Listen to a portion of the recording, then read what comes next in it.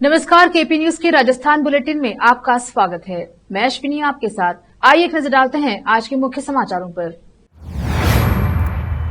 बीकानेर में शर्मनाक कांड, कोचिंग जा रही लड़की का गैंगरेप के बाद मर्डर, 2 पुलिसकर्मियों पर आरोप, सीसीटीवी फुटेज से बड़ा खुलासा। धौलपुर में खेत में काम करते समय किसान की करंट लगने से हुई मौत। भारतीय किसान संघ जिला कोटा की बैठक संपन्न, कोटा के गांव-गांव में 2 लाख सदस्य बनाएगा भारतीय किसान संघ। बीकानेर, 2 पुलिस वाले बन गए दरिंदे, युवती के साथ किया गैंगरेप, जब अस्पताल में लाए हो चुकी थी मौत।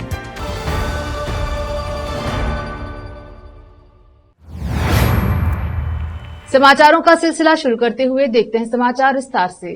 राजस्थान के बीकानेर में एक दलित युवती की रेप के बाद हत्या के मामले में सनसनीखेज खुलासा हुआ है। घटना के बाद परिवार के लोग धरने पर बैठ गए।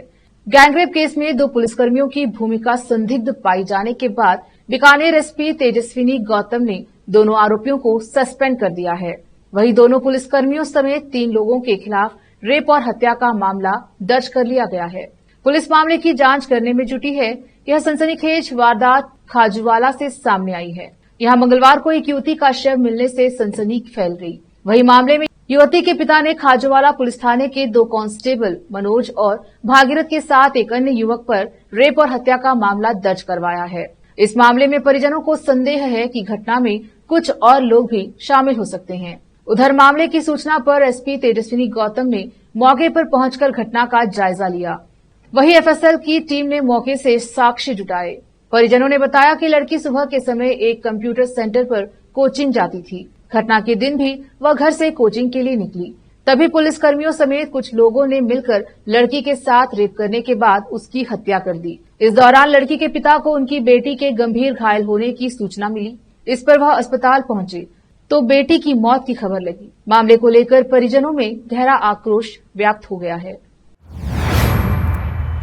धौलपुर कोतवाली थाना क्षेत्र के भैंसेना का पूरा गांव में करंट की चपेट में आने से एक अधेड़ उम्र की आदमी की मौत हो गई।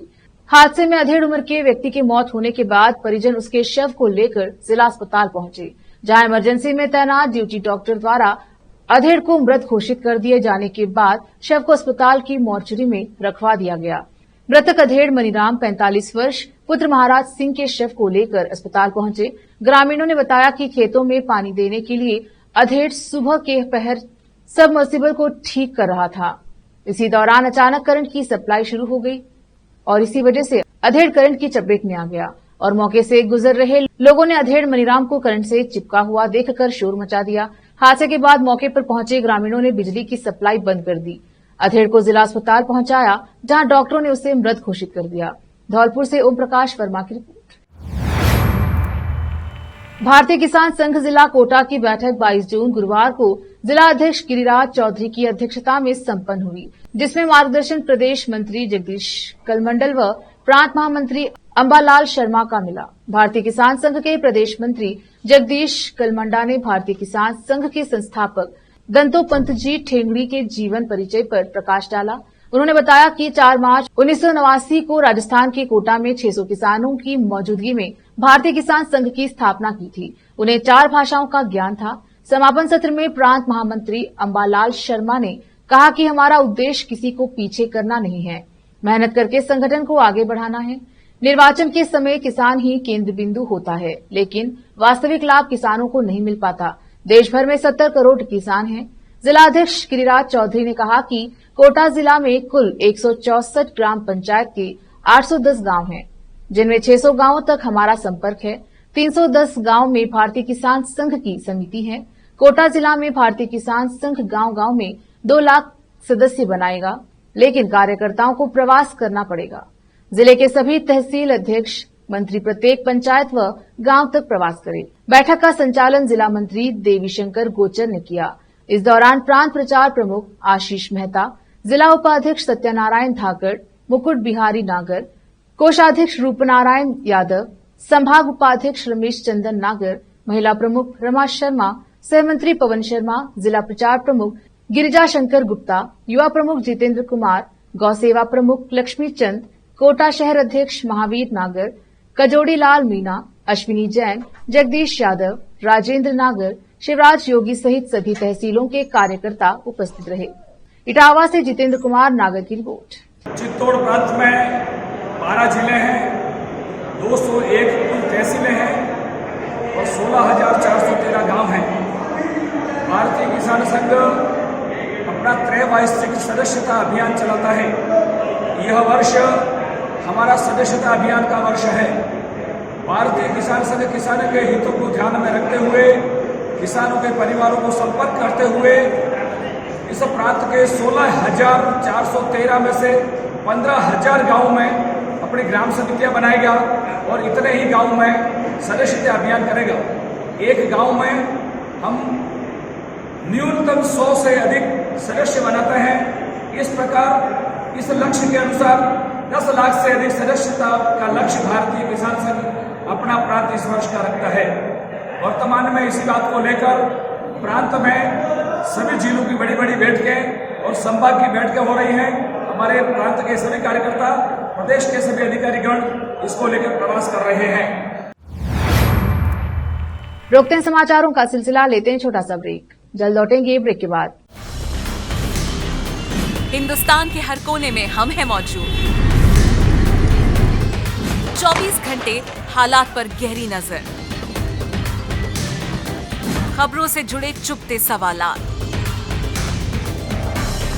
और आपको दिखाता है धार्मिक, सामाजिक, राजनीतिक,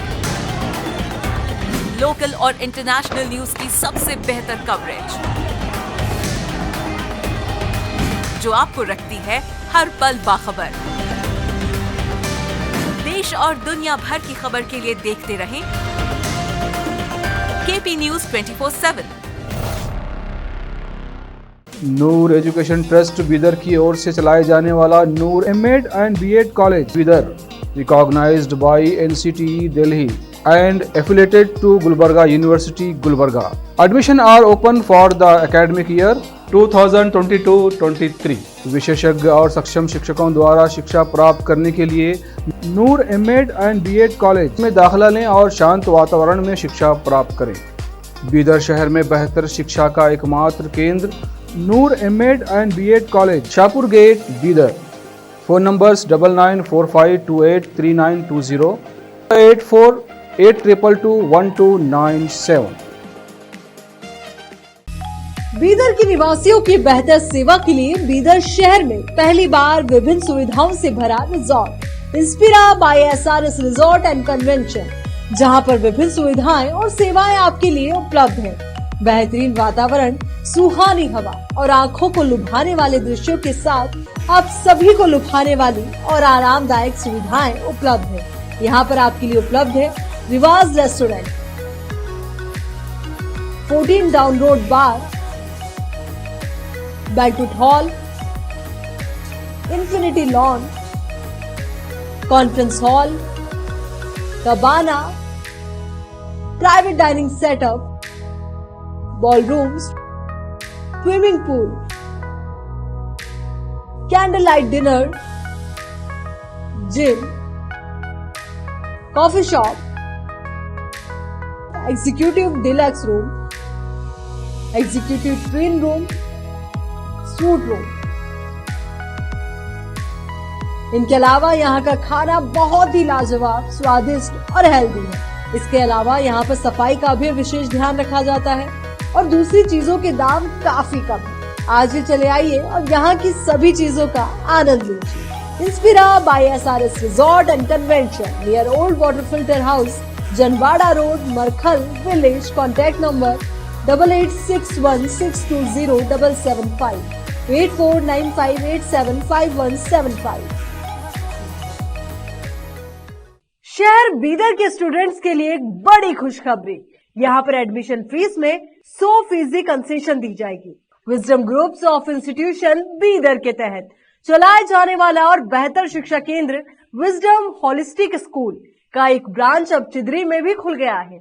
इस सुनहरे अवसर से शहर बीदर के और चिदरी और मैलूर के छात्र फायदा उठाए। यहाँ पर nursery, LKG, UKG and first standard की बेहतर वातावरण में योग्य शिक्षकों द्वारा शिक्षा दी जाती है। यहाँ पर कई एजुकेशनल फैसिलिटीज मौजूद है, जैसा कि आप स्क्रीन पर डिटेल्स देख रहे हैं। इनके अलावा हवादार स्मार्ट क्लास, प्ले इक्विपमेंट, हिफ्ज व नाजिरा सेक्शन, हेल्थ चेकअप और दूसरी कई फैसिलिटी मौजूद है।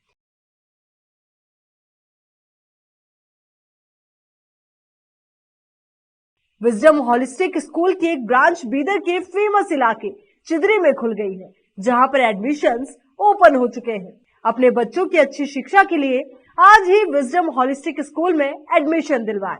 Wisdom holistic school new branch Bidar के एयरपोर्ट जाने वाली रोड पर और केंद्रीय विद्यालय के करीब चिदरी में मौजूद है।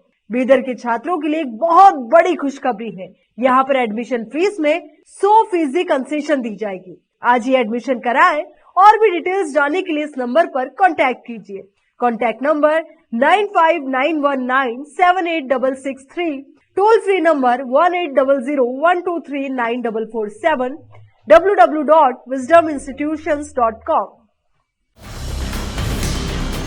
हिंदुस्तान के हर कोने में हम हैं मौजूद। 24 घंटे हालात पर गहरी नजर, खबरों से जुड़े चुपते सवालात और आपको दिखाता है धार्मिक, सामाजिक, राजनीतिक, लोकल और इंटरनेशनल न्यूज की सबसे बेहतर कवरेज, जो आपको रखती है हर पल बाखबर। देश और दुनिया भर की खबर के लिए देखते रहें केपी न्यूज 24/7। ब्रेक के बाद स्वागत है आपका। देखते हैं समाचार। राजस्थान के बीकानेर से एक ऐसा मामला सामने आया है जहां रक्षक ही राक्षस बन गए। आरोप है कि बीकानेर के खाजूवाला में दलित युवती के साथ पुलिसकर्मियों ने गैंगरेप किया है। इस मामले में राजस्थान पुलिस ने सबूत जुटाने शुरू कर दिए हैं। इस मामले को लेकर खाजूवाला सरकारी अस्पताल में डिप्टी सीएमएचओ, सरकारी डॉक्टर और नर्स ज्योति ने आंखों देखी पूरा घटनाक्रम बताया। खाजूवाला सरकारी अस्पताल की नर्स ने बताया कि जिस वक्त युवती को अस्पताल में लाया गया था उसकी मौत हो चुकी थी। पीड़िता से काफी खून बह रहा था, लेकिन दुष्कर्म की पुष्टि रिपोर्ट आने के बाद ही की जा सकेगी। सरकारी डॉक्टरों ने भी यही बताया कि जब उस युवती को अस्पताल लेकर आए तब तक उसकी मौत हो चुकी थी। नर्स ने बताया कि जो लोग उसे लेकर आए थे, बताया जा रहा है कि वे पुलिस वाले हैं और नर्स से कहा कि ये युवती उन्हें उसी हालत में पड़ी मिली। नर्स ने बताया कि महिला को मृत हालत में अस्पताल लाया गया था। बताया जा रहा है कि युवती के साथ पहले घर में गैंगरेप किया गया। जब मामला बिगड़ा तो उसे निजी गाड़ी में अस्पताल लेकर गए। अस्पताल के सीसीटीवी में ये कैद हो गया है कि युवती को गाड़ी से लेकर आए थे। पुलिस ने ये सीसीटीवी फुटेज भी रिकवर कर ली है।